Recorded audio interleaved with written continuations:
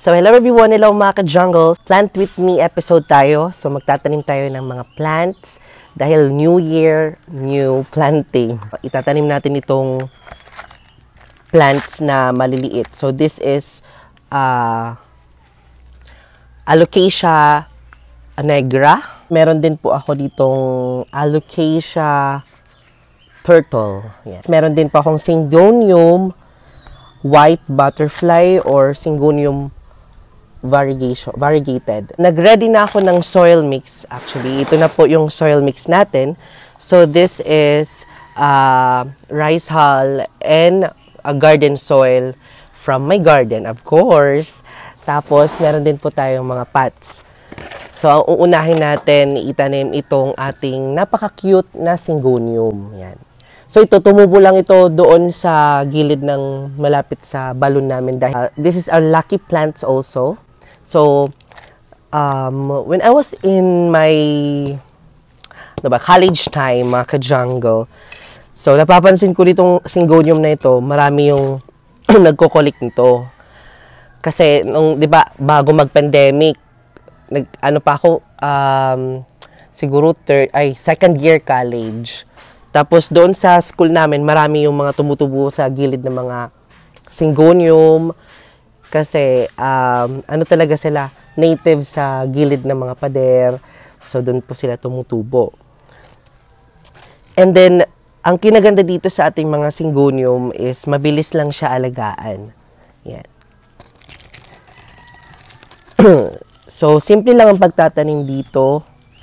Nung during pandemic, may bumili sa akin ng Syngonium Wendlandiae, taga Palo, Leyte. Tapos, hindi ko alam, yung pala, nanonood pala siya ng vlog ko.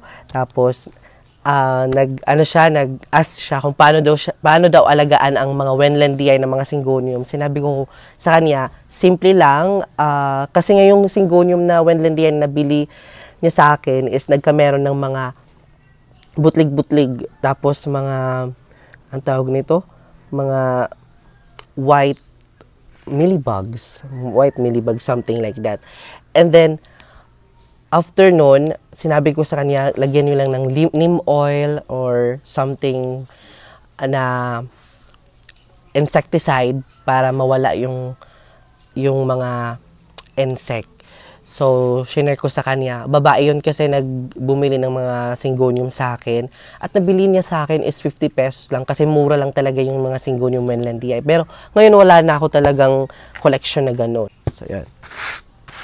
Next one is Alocasia green-shelled. Yan. Green-shelled. So, itong plants na to, may bulbs sila. Ito yung bulb niya. So, tinatawag itong dormant plant kasi may season na hindi sila tumutubo. So, I mean, nalulusaw ba? Walang dahon na tumutubo. Pero, pag meron silang bulb, ito lang naiiwan yung bulb. Tapos, pag season na nila or blooming season, tumutubo ulit sila. So, dormant. Kaya naman, kung mayroon kayong mga ganito, tapos na ano sila, nalusaw, diba? Lahat ng mga dahon, wala na. Huwag nyo lang itatapon yung nakatanim niya ng mga ugat. Kasi, after ilang days or ilang weeks, tutubo ulit sila. Magaganda ulit yung mga dahon nila. Kagaya, diba, pag, for example, nag-ripat ako, may tumutubo sa gilid ng mga tanim ko, ng mga kahit ano, kasi nahalo yung mga bulb doon sa pot or sa soil. So, kaya naman, napapansin ng mga ibang kasamahan ko dito, bakit may tumutubo sa gilid ng mga ano? Kasi nga, sometimes pag nagre-ripat tayo na hahalo sa soil, so, yun.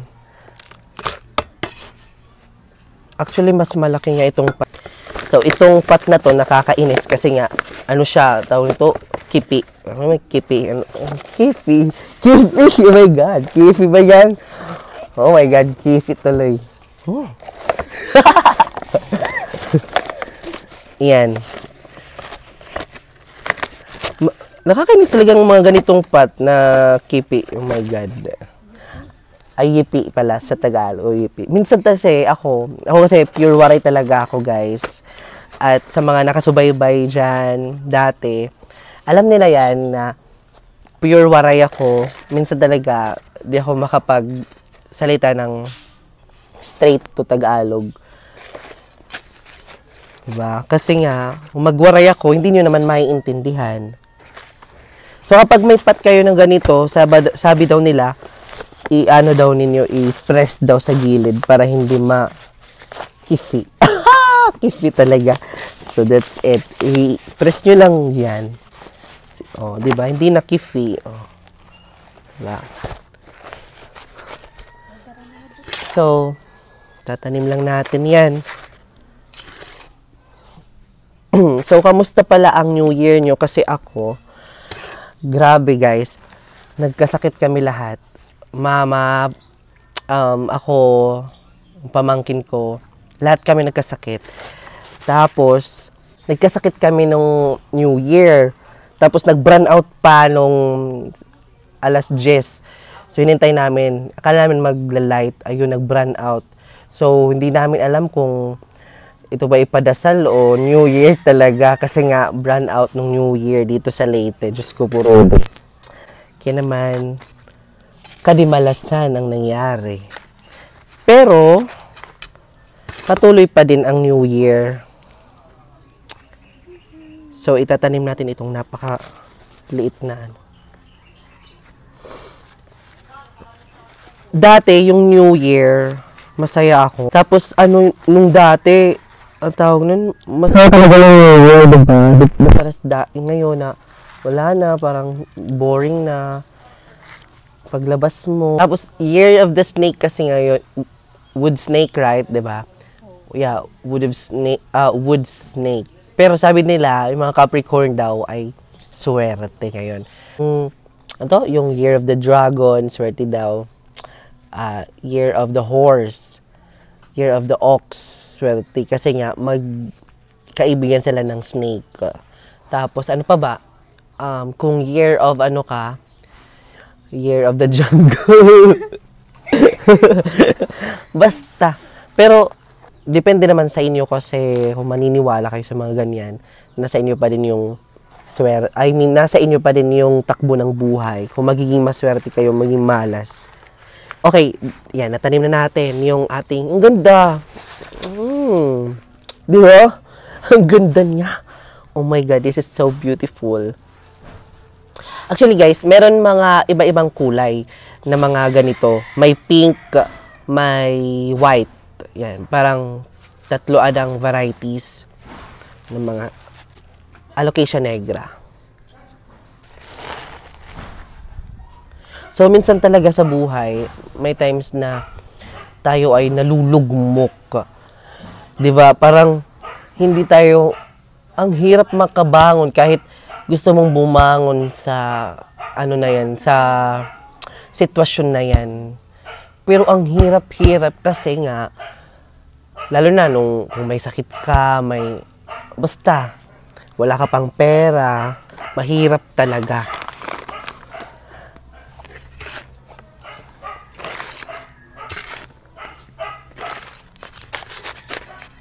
So yan, itatanim natin itong Alocasia nigra na to. Dati, nag-vlog ako nito, tapos sinabi ko, Alocasia nigra. May nagalit na na foreigner. You don't have to say na this is negra kasi daw, nakaka-insulto daw sa mga ibang lugar, something like that daw. Parang, ang tawag nun, yung discrimination daw. Hindi daw dapat tinatawag itong negra. Hindi ko naman siya tinawag na negra. Ito naman yung halaman naman. Ba't siya nasaktan? Diyos ko po, Rudy. Dapat daw ang itatawag ko dito yung real scientific name niya.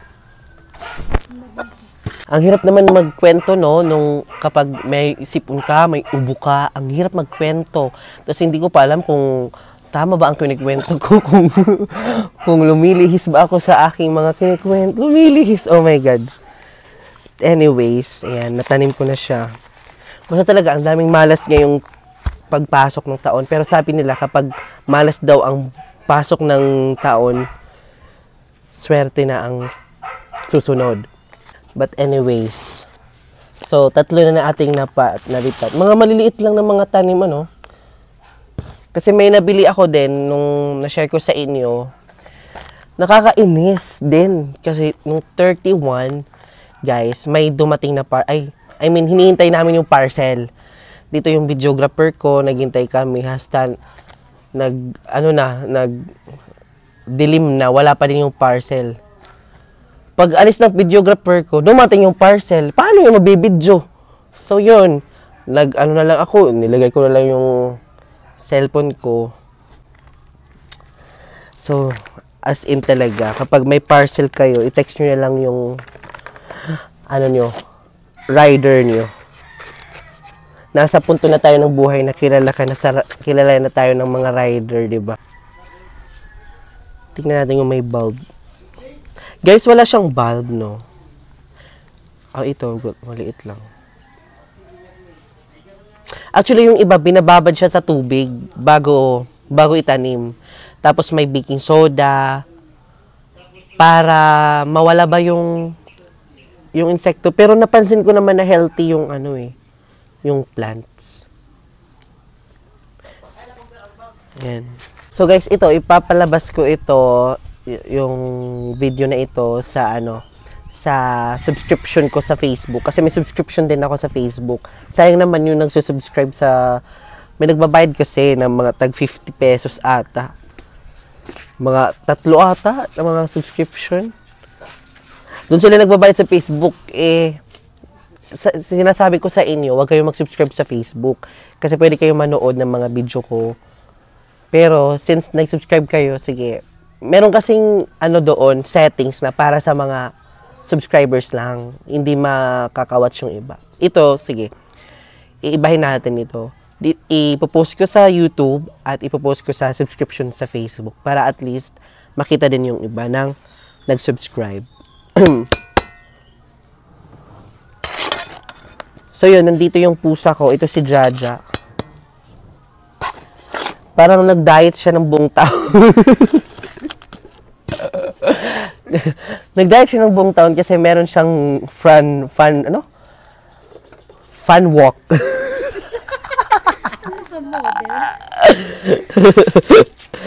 Fun walk, di ba? Pero alam niyo ba guys, di ba sinasabi ko sa inyo, meron tayong mga plants na nakaka-irritate sa mga pusa. Pero nung dito na sila, buhay na buhay sila dito. Walang irritate. Hindi na irritate, I mean. So, ayan, naririnig ba yung mga kuliglig? Di ba? Dami. Ano ba yun? Yung mga huni, Yan yung mga huni ng ibon. May mga ibon, hindi ko alam kung ibon ba yun o mga uwak. Kasi yung iba maiitim. Guys, dito sa garden namin, alam mo ba? Marami akong nakikitang hindi nyo makikita. Aba, syempre, hindi nyo makikita kasi wala naman kayo dito. But anyways, this is the plants that I propagate. Yan. This is Syngonium, white butterfly, and this is Alocasia, and another Alocasia. So this is the plants that I propagate. I hope may natutunan kayo.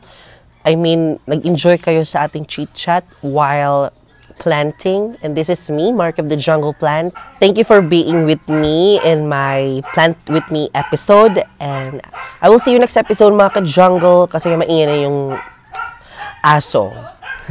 So thank you for watching, and I will see you next episode because more plant, less stress.